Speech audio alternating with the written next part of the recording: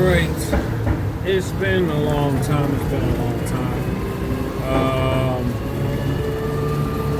How y'all doing? Yeah, so you see, my job, they upgraded our equipment. See, I haven't done a video in so long, I forgot to do. It is, what is this?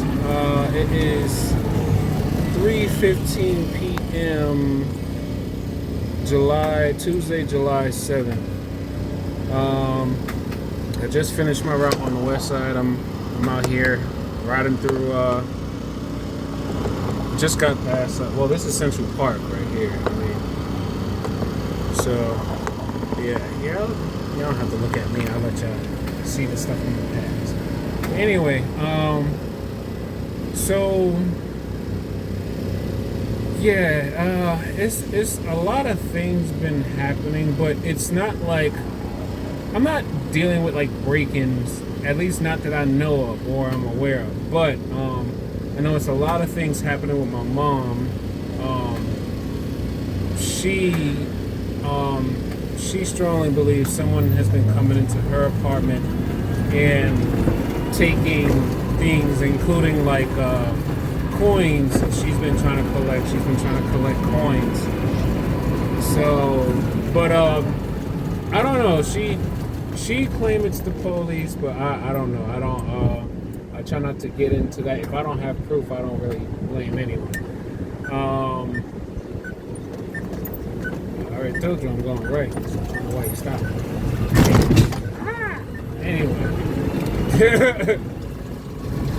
So, anyway.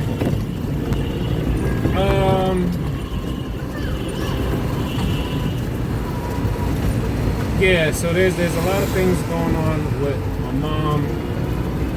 She's actually starting to get it a little bit more. She's now understanding the whole idea that it's that it could be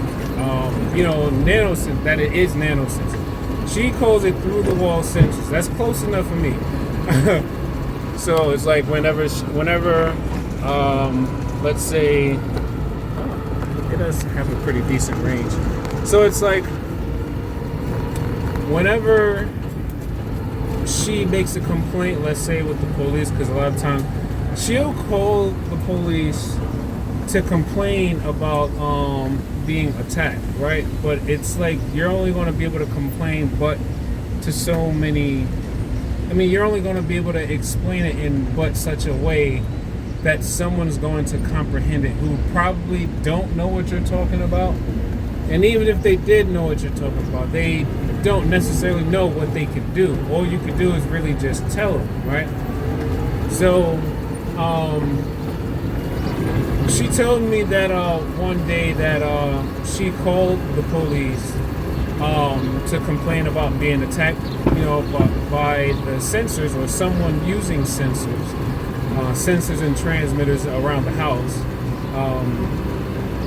And what they did was she told me this while just after we finished service at church one day, and she told me that they put her in handcuffs for her safety, right? Now it's like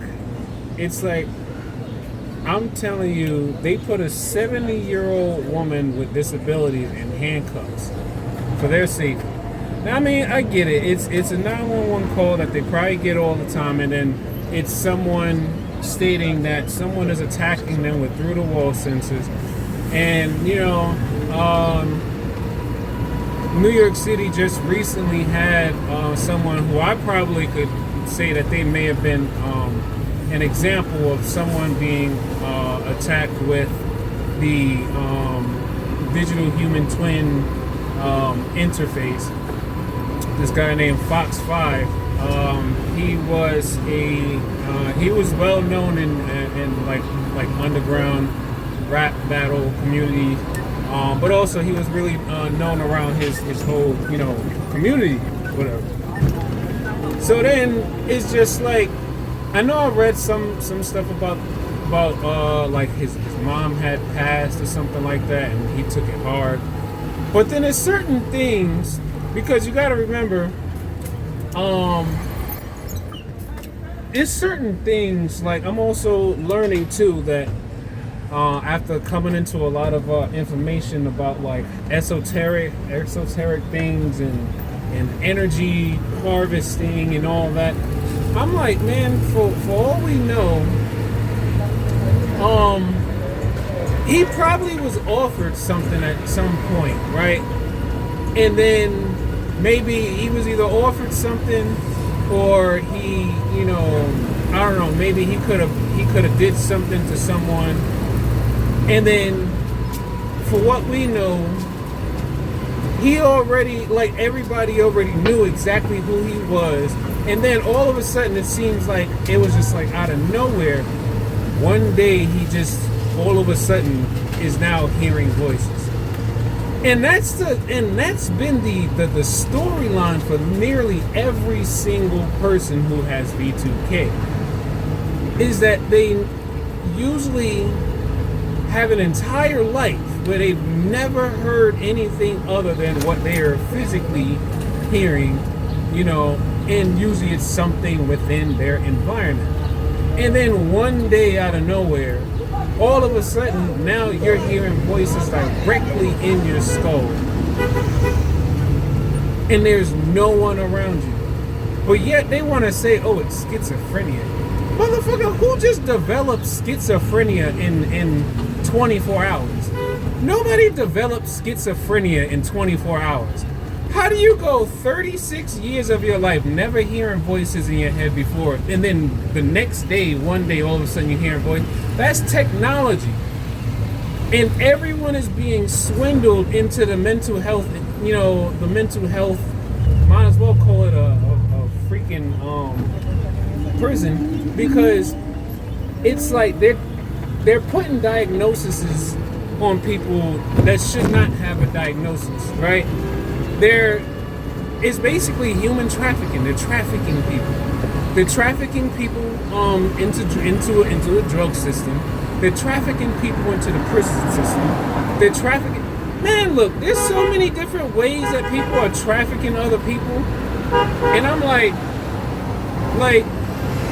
there's so many ways. Matter of fact, I could say it like this: when I first got V2K, when it first started.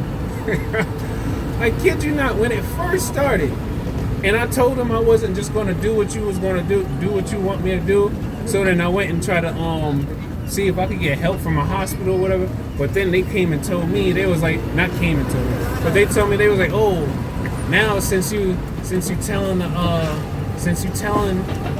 doctors about us, now you got to become a police officer. And I'm like, what you mean? Now I'm realizing, do you know how many people that probably have became a police officer because of V2K told them to become a police officer, and they was afraid for their life? Now, I'm not trying to talk bad about these people who just did it anyway, but I'm like, you just got trafficked. I mean, I'm still being trafficked, but it's at least I'm aware and I'm not consenting to it. There's a difference between consent and non-consensual. Let me get back to it. All right. I had to pick up some lunch from 7-Eleven. Literally, that's pretty much mostly what I eat when I'm in the morning. I just want to get some 7-Eleven and call it a day. All right. So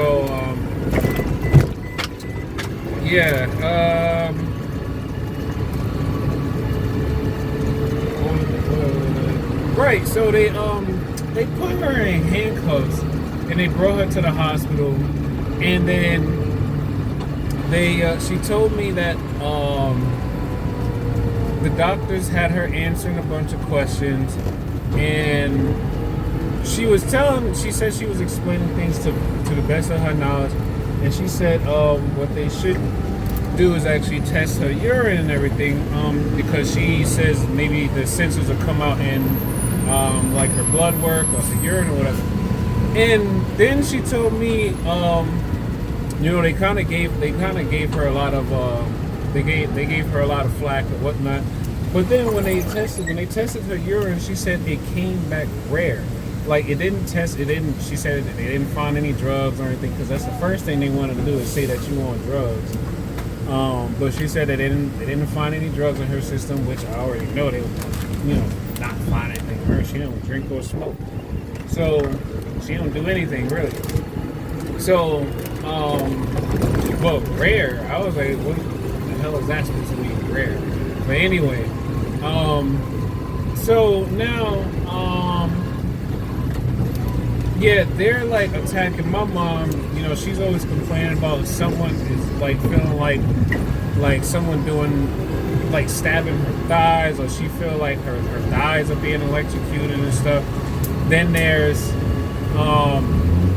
you know, she oftentimes feel like she's being like sexually assaulted, and that's like very common among a lot of women TIs.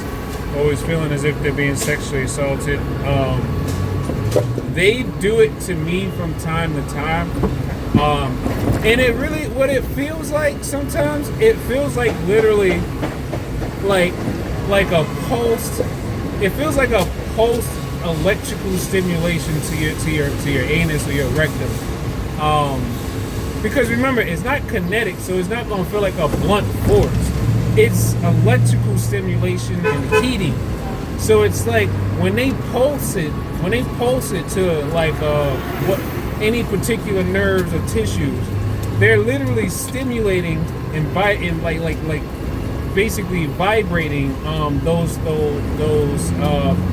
tissues, or pulsing those nerves in that area with enough energy that it creates pain. I mean, because they already know that with electrical stimulation, they can either stimulate tissues or nerves to actually not feel pain. They can stimulate nerves and tissues to actually relax. They know how to do all this with electrical, with neural stimulation. Neural stimulation is not nothing new. Wireless nanosensor network remote neural stimulation, that's supposed to be new. But they've been developing this technology for some years now. Starting with the wireless body area network that they done had that built up since 1995. They've been working on wirelessly trying to control people's hearts and thoughts and minds for years upon years.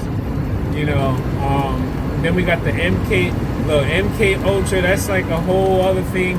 They're like, oh, well, we sure the project did not end at all, like end completely in the 70s.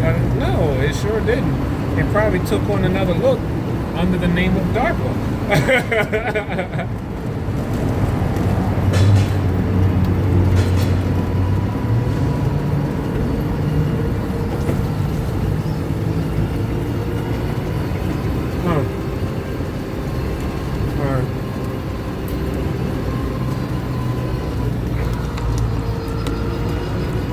Over here eating, and I thought these fries were gonna be hot.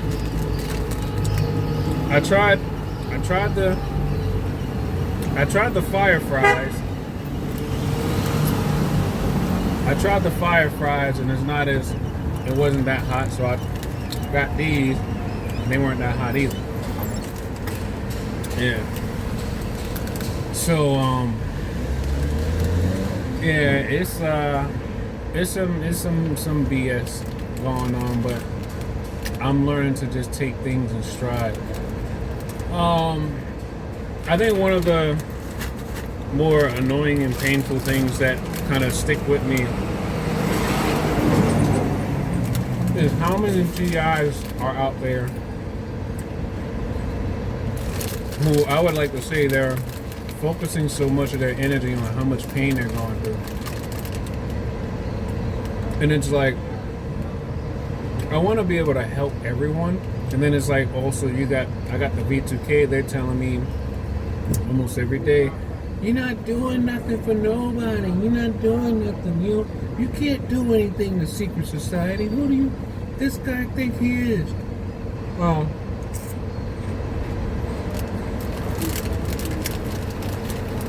I don't know. It's like I'm trying the best that I can, studying this technology and the interfaces. So I'm like, you know what?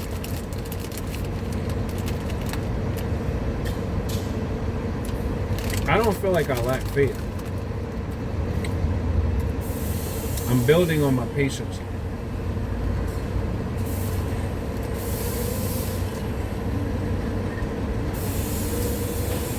There are things I'm learning about electromagnetism in the human body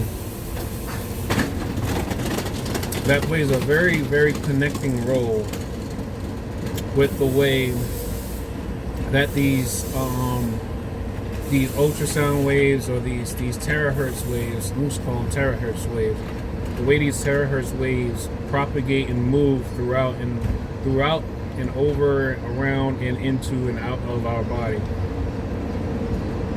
Just simple movements, I realize I can feel it in my brain. But it's also because when you think about it, when you consider the biofield is basically this bubble around your whole entire body. It's a radiant bubble of light and sound and information about your entire existence coming out, and the bubble expands. Some say about maybe 6 feet away from your body, but then when you learn some more esoteric things, you realize your biofield, the literal energy about your entire existence expands and all the way out into the universe. I don't know enough to get into all that, but anyway.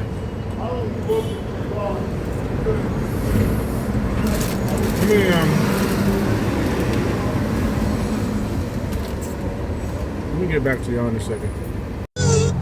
Alright, so now I'll give you another view. Now that I've actually had a break, and I had my break in, I don't know, I think I'm feeling pretty decent. Anyway, so, okay. I think I could probably break it down to this. At least 2 or 3 main things that's happening that's causing me to not record as many videos as I used to. Maybe 4.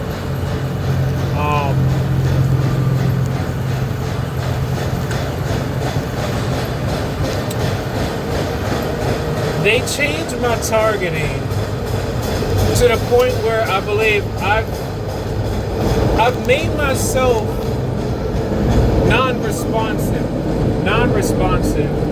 to a lot of street theater. So, like, let's say, a lot of people. All right, I'll say this.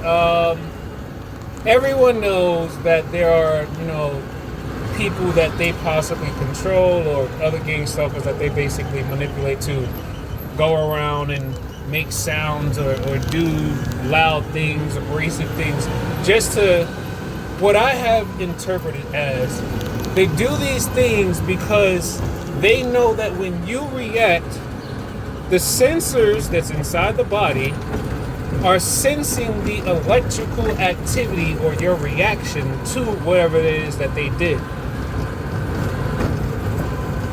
I'm also believing that when you understand what loose energy is, if you're a TI and you're constantly being stimulated with pain, and you get V2K, you constantly get someone telling you that someone's going to do something to you, or whatever the case, it's like you're already kind of like producing a certain type of energy that you're not even necessarily entirely in control of, or maybe you are.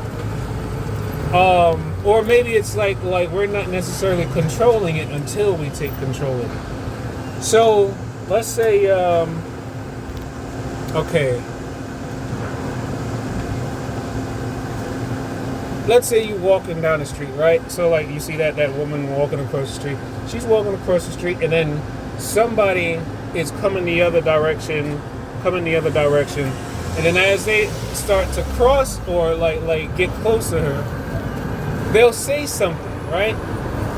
And whatever it is that they say, you have already been going through so much stimuli, whether it's something you could hear or something you could not hear, whether it's a thing you've been seeing constantly, or whatever it is, you have been exposed to a stimuli, right? So the person in passing, they may not even actually be connected to you, like I'm saying, as far as like your targeting, they may not even be necessarily connected to you, but they are a playable character. They are someone that they can basically use through the interface to get some type of reaction from you. So that person that just walks past her, he could say something like, man, I really hate peanut butter. And for whatever reason, her targeting dealt with someone, I don't know, maybe stealing her peanut butter from out her house, or maybe the V2K mentioned something about peanut butter a whole bunch of times. So then now, when she walks past this person that says they hate peanut butter, automatically it's a trigger. And this is textbook how they basically entrain people into becoming like whatever, because they're constantly applying a stimuli on the nervous system at pretty much at all times. And depending on what the intention is of that stimuli, they know that like at any given point it can be triggered. Just like how let's say someone who trains themselves not to react to being called a bitch, right? I would say that like it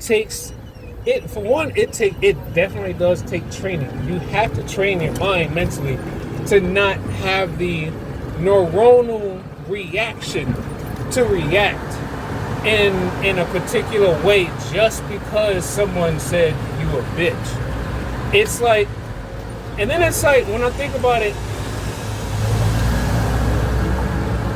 words, not going to say that words can hurt, but words carry power to it, right?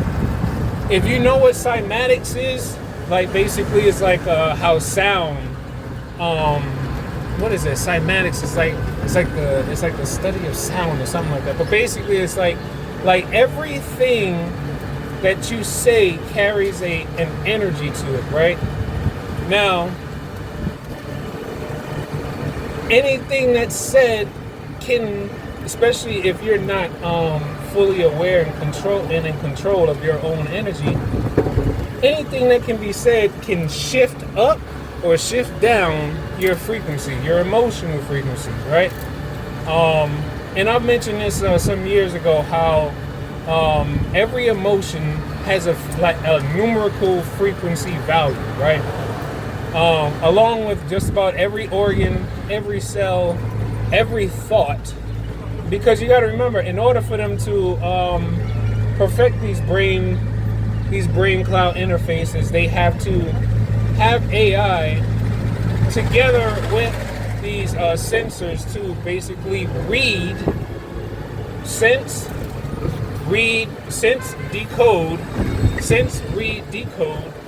and then convert the electrical activity in our brains and in our body, brain, body, pretty much the same, and turn it into basically a form that computer can understand it. So radio frequency, I guess that's the AI part, where the AI basically takes the electrical information and then it converts it into like computer code.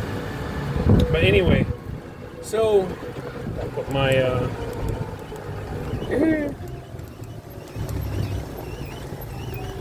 I got a windshield wiper now. Anyway, I try to stay on subject, but every once in a while, once I get a roll going, I feel the pressure build up in the right prefrontal cortex, because they don't want me saying too much, because they know I know entirely too much, and that's why they interfere with my memory. Because they know people not ready to know about wireless nanosensors and human digital twins. They know people not ready for that. You know, it's not even that they're not ready. They're not ready for other people to know about it because they haven't basically stolen enough from people. I mean, think about it, because when they're developing all this technology and they're torturing people, you know it's all for data, right? They're trying to learn and understand everything they could about the human experience and how different people deal with pretty much the same stimuli and shit like that. And if they can get it recorded, and then not only get it recorded, but if they can copy it and then use it in a way that they can overlay it onto someone else's brain activity. So, like, let's say if we go back to the whole topic of not reacting to things, right? So, let me see. I'm gonna go this way. Sometimes I enjoy going through those. I don't know. I forgot what you call them. I started to call it a merry-go-round, but it's not a merry-go-round. The go. I don't know. I forgot what they call it. The roundabout. There we go. The roundabout. Anyway, try not to get distracted again. Going back to the example of, you know, the girl and someone walk by and say, I hate peanut butter. It's like they've been recording our neural responses in electrical activity for years. And the reason for doing this is so that they can learn how to literally copy people's personalities, copy their habits. They're trying to literally like copy everything about us.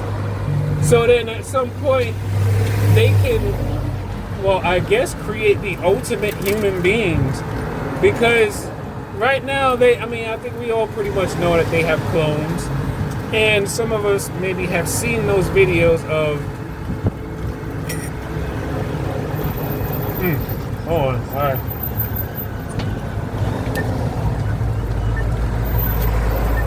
And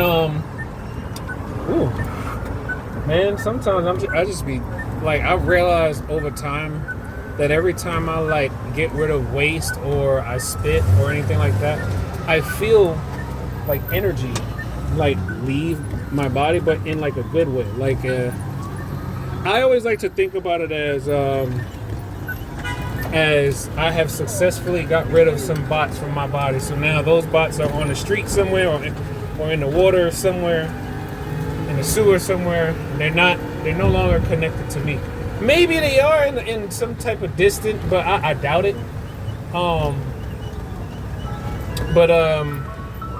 Yeah, it's just like you gotta teach yourself not to react, because for every reaction that you have and you give to someone else, regardless of if they're a part of gang stalking or not, every reaction you give, you're giving energy to something.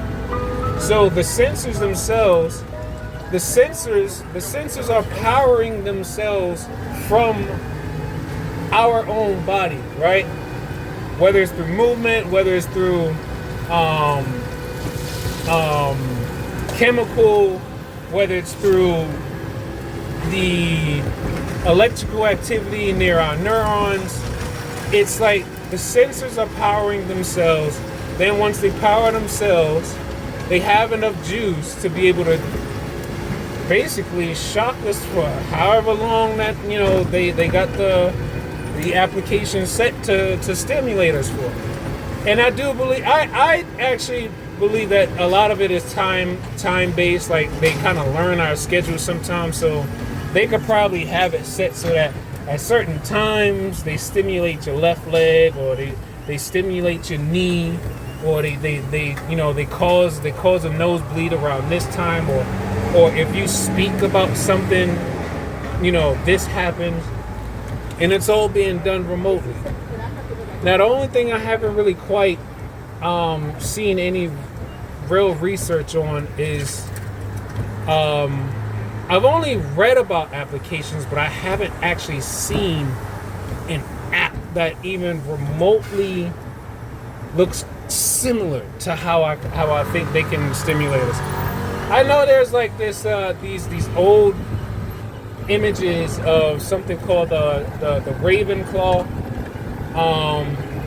and they say that thing is probably like some like old school way of like torturing people. But it's like now I've been trying to see if I could find anything connecting applications with the nanosensors,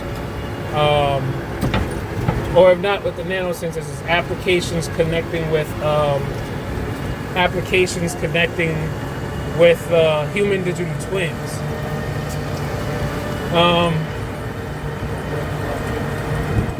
Not reacting, because they're basically making a profit off of every reaction that we give them. So we have to train ourselves not to react so much to things. What else? Not reacting to what was the second thing?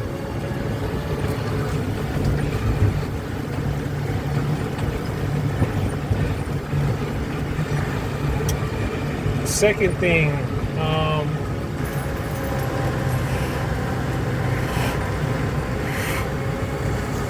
is like I'm trying to remember stuff, but right now they got like all this pressure. As I'm trying to remember, there's this pressure building up on like the right side of my head.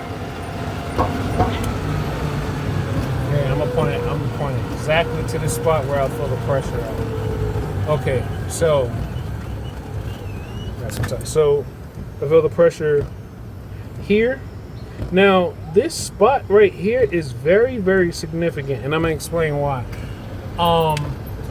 Matter of fact, now I kind of remember what the second thing I wanted to talk about.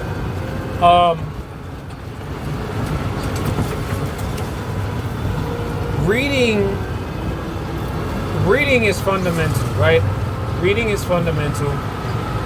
Even when you don't know something, you need to figure out how to read and understand what it is that you're reading. Like you gotta learn. You gotta be patient with yourself and learn to figure out how to understand what you're reading. Because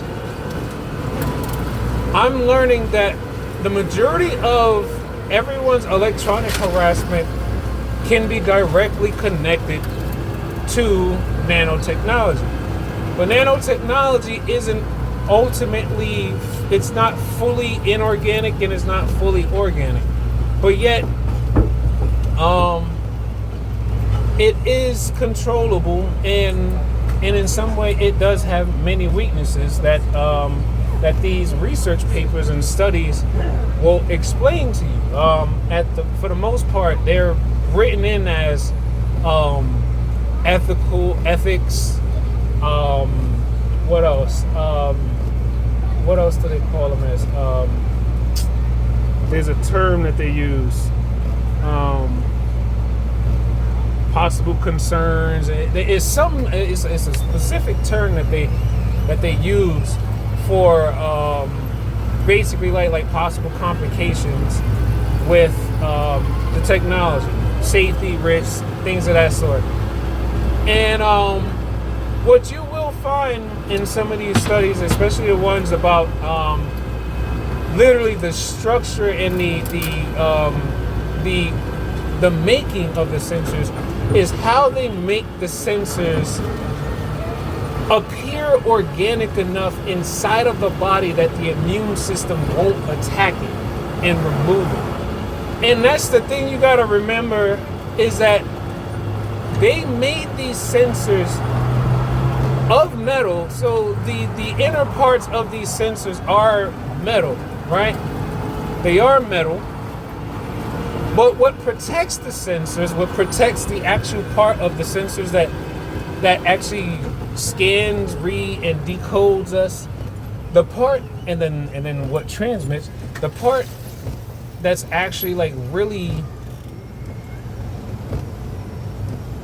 I'm sorry, I got distracted. Anyway, the part that people really need to understand is that what covers and protects the sensors, they can do something called swell or deteriorate, right? Because the sensors, this metal that's in our bodies, it's covered by something that's called a polymer. And these polymers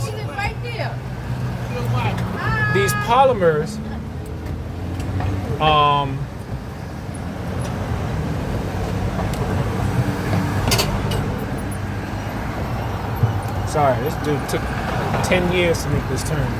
But these polymers, when they are exposed to certain environments or solutions, they can erode. They can do something called what is it called? I forgot the name of it, but it's basically when a crater or an indent is created in something. But yeah, they can basically lose their integrity, right? And then once those coatings lose their integrity, it now exposes the inner parts of the sensor to the rest of the environment inside the body. So I have mentioned in quite a few videos, but I realized when we're talking about the TI community, you're going to have to spend time repeating the same thing over and over and over and over. And I'm learning that I mean, it sounds tedious, but I'm trying to learn how to find the grace in it, is because realizing that it's so many people who have an idea what targeting is, they have an idea what gang stalking is, but a lot of them aren't necessarily, they can't really pinpoint on certain things. And I think it's rightfully so, because I mean, of course, the gang stalkers, they're going to manipulate your cognitive function. So you're not always going to be able to have the right headspace to focus on something exactly that you need to. Damn it, is this 90 or 80? This is 90. Okay, I still got to keep going down. Oh wait, no, I think I'm supposed to go to 91st. Shit. All right, hold on, I'll be back. All right.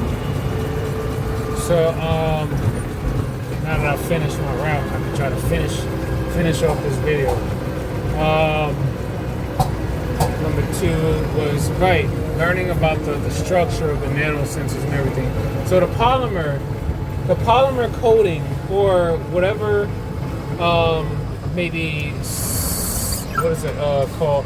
See, the polymer, or it's some type of other organic material that will allow it to allow the sensors to pass through the immune system, so then they can be able to, I guess, basically implant themselves.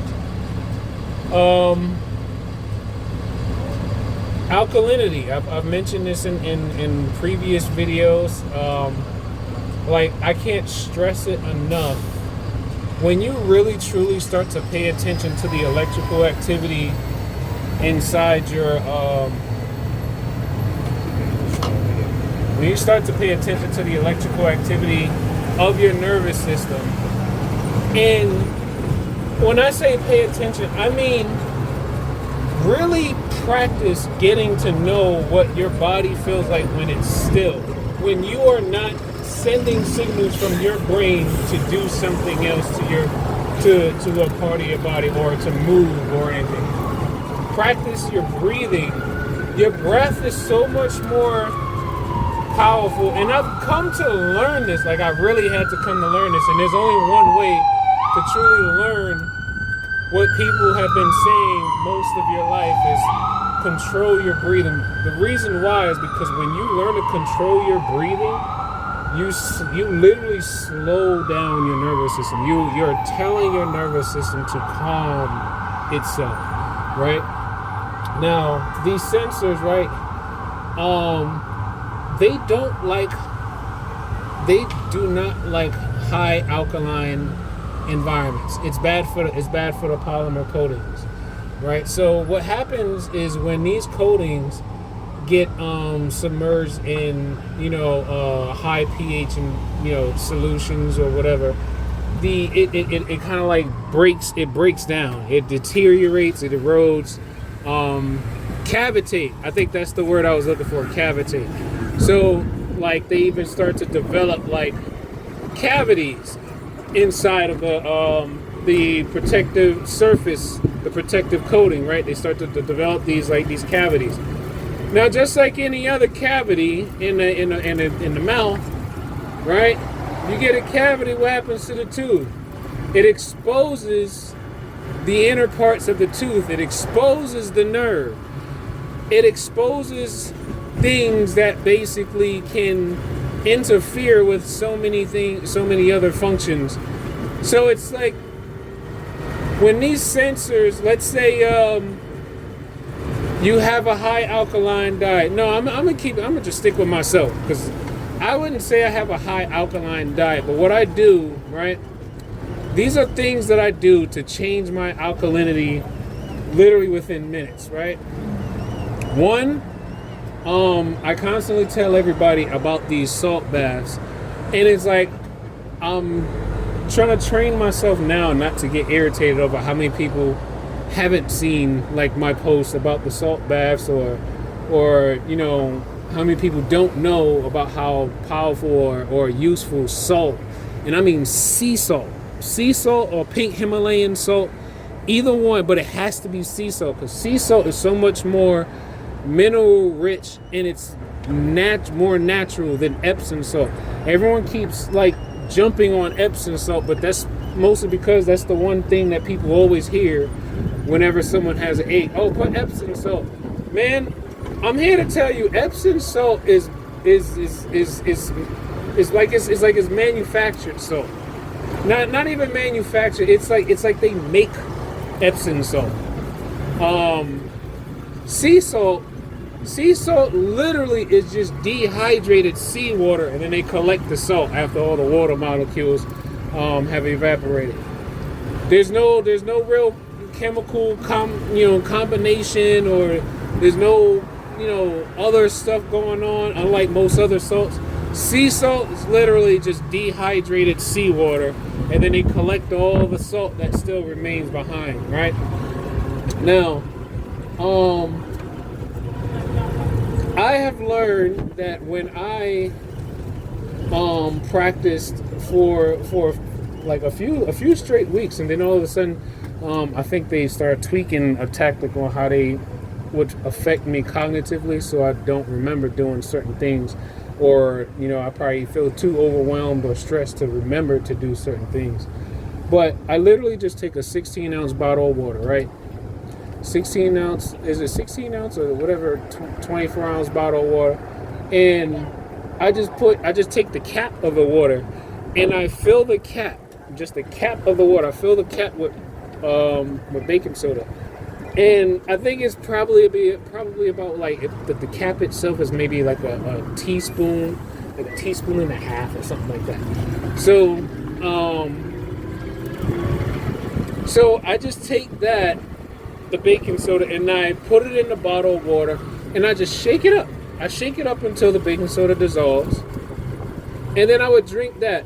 Now, that in itself only just alkalines the body, because once it reaches the stomach, it's going to automatically start to get absorbed into the body through the digestive tract.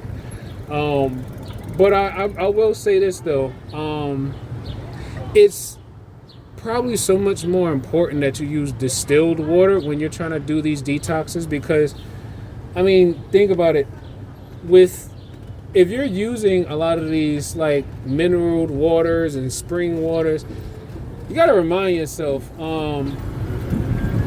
that a lot of these waters have nanosensors in them too, right? So now I'm not going to say that distilled water don't have nanosensors in them. But it's just keeping it in perspective that they spray the entire world with these nanosensors, and even though you can't see it, we are literally moving through like a little ocean of nanosensors that's everywhere. And it's like how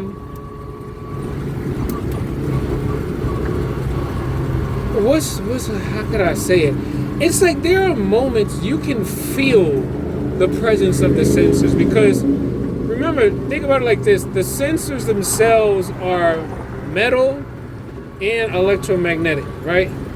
So your skin, your body is electromagnetic, and as these particles are flying around, and we got satellites and cell towers that's directing energy and data to the sensors, all the sensors, because you got to remember, all these sensors are in the air for the reason of creating the digital twin world, right? The Earth is basically being copied or cloned, but in a digital sense. So it's like everything that you see is literally being replicated as a digital twin. Everything you see is being replicated as a digital twin, and every person, every tree, every pavement, every car tire, everything you see is being basically replicated as a digital twin on a cloud server somewhere. And well, several cloud servers probably. I mean, I don't know, just a cloud server. But it's like I'm having difficulty trying to find the very specific applications they could be using. And it's like, in a lot of the research papers I read, they mostly talk about the different types of applications that can be used for the sensor networks, but I don't really find that many research papers about applications themselves. They only talk about like a survey of different research projects that are applications, and then they kind of put them all together in the research paper, and then it's like, you know, this is the future of applications for the wireless nanosensor network. But it's like, what they're doing to everyone, those are the applications, and they're already using them on people. And the one thing that I'm not going to get too far off, because I'm remembering sensors, deteriorating the sensors and learning about the structures. But it's like, you gotta remind yourself that damn, I actually forgot the other point. Damn. All right, I'll just go back to this. Damn, I was on a roll too. I was on a roll, and then all of a sudden it was just like bloop, bloop. You're not gonna remember that one. And then it was like, damn, it literally feels like you have a whole stream. It's like having a river or a stream going. And then all of a sudden someone drops a boulder right in your fucking stream. And then it's like, you're like, where's the water? You're looking for the water, but there's no water. And it's like, you just seen running water in you just seen a stream, and you was getting water. And then all of a sudden there's no more water. And you're like, what happened to the water? And then eventually, I guess once you start talking about something else, they'll take the stimulate, or they'll change the frequency to whatever it is that you're doing at the moment. And the moment they change the frequency and the amplitude of that frequency, that's when all of a sudden you're going to remember what the hell you were talking about before. And I realized that's what they've been practicing and doing on people for probably decades. It's like, how many times have you been talking to someone, and they were just, you could see that they were like fluid. They were just talking straight. They was talking straight. They knew everything that they was talking about. And then all of a sudden, something happens, almost like there was like a glitch, or like you know how like when a movie got like a scratch, or got like the film, something happens to the film, and you see the little bloop, like the little something. That's exactly what happens. And it's like, how many times that has happened to people or how frequently it has probably happened to people, you know. So yeah, these sensors, it's like oh right, the water. So right, I told you once I stopped talking about it for a while, I was going to remember. So it was like, once you put the baking soda, the teaspoon of baking soda in the bottle of water, and the reason why I say a teaspoon, because trust and believe, you don't want to put too much, because especially if you have like blood pressure issues, and for the most part, you don't necessarily want to just drink salt water. You know, like, you don't want it to be too salty. You know, so like I said, I just basically take the cap of the bottled water, and I'm not talking about like the big fat cap. I'm talking about the little thin, you know, like the little regular bottled water. You take the little cap, and I just fill it and smooth it out, and then I just pour that whole thing of baking soda inside the water. Now, that's to alkaline the body, and it's like, trust and believe, I think for the most part, when you consider the energy centers of the body, or the nerve centers, you know, your solar plexus, your heart area, all these different places where there's like bundles of nerves, right? There is like probably crazy amounts of sensors all around those areas. All around like the heart center area, all around the solar plexus area. There's a whole bunch of sensors all around these areas. Why? Because the sensors need to position themselves in a place where they can get the optimal amount or maximum amount of energy, and they need to position themselves near, well, anything that's producing an electromagnetic field. Position themselves probably around places where they can, I guess, catch some chemicals or ions that's in the environment, whatever, you know, and then they harvest the energy that way. Now, once you start to alkaline the body, now you could like cause issues to the senses, but ultimately, what you're going to need to do is you're going to need something to bind them with, right? So that's why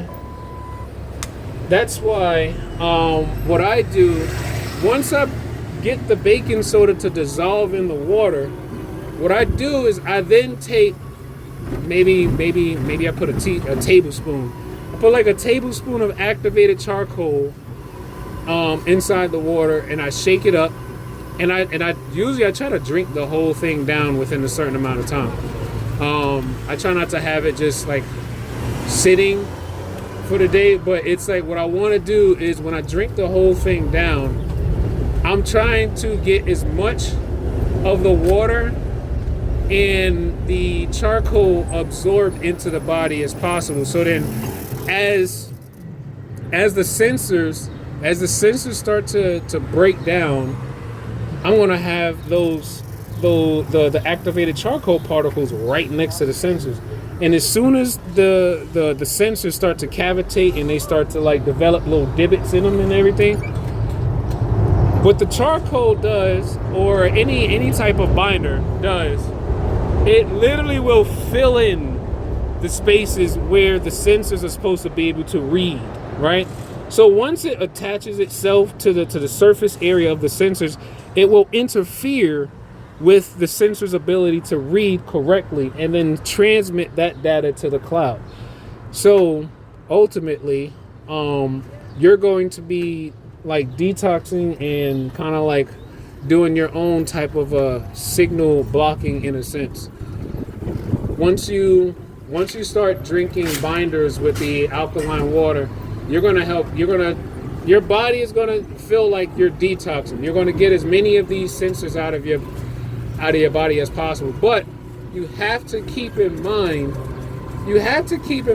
that ultimately you're going to be replenished. You're going to be replenished by these sensors. I was like, you notice how the cop car just chilling next to me, but I'm just gonna assume that they just cruising. But anyway, so and then he rolled the window down just a little bit. Well, I don't know, maybe his window was already rolled down. Anyway, yeah, my V2K, they've been talking so much shit since I started trying to record this video today. And not for nothing, man. I gotta say this too.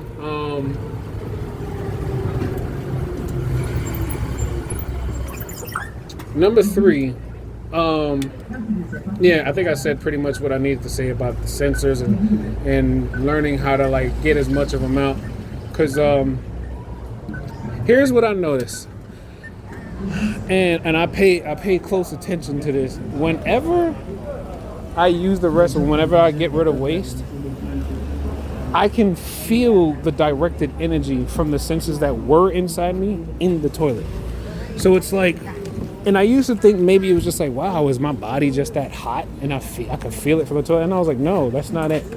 So here's what I did to really test it out one day. So I went and did use the restroom, number 1 or 2, and I didn't flush.